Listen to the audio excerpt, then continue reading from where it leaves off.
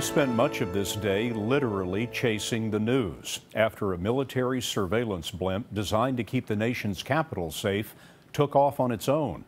Tonight, the helium-filled blimp is on the ground in Pennsylvania, but it caused havoc from the heavens and became a social media sensation.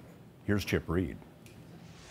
The unmanned blimp houses a state-of-the-art radar system. After a 3-year test period, it's supposed to track the skies over the Atlantic for incoming cruise missiles. Today, what was being tracked was the blimp itself.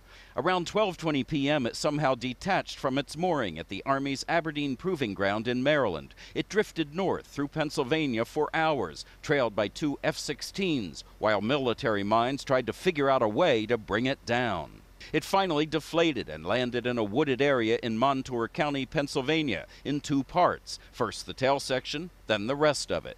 The blimp is massive, more than 230 feet long, and flew with thousands of feet of its steel tether dangling below, dragging along the ground, knocking into power lines and causing tens of thousands of outages.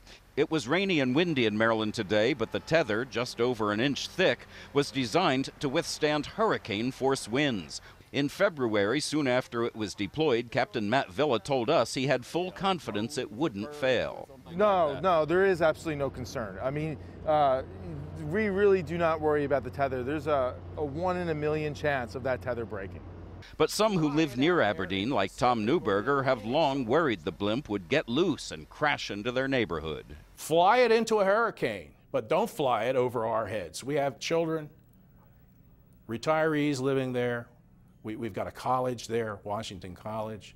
We have a community there. We want to be safe from this kind of military mismanagement.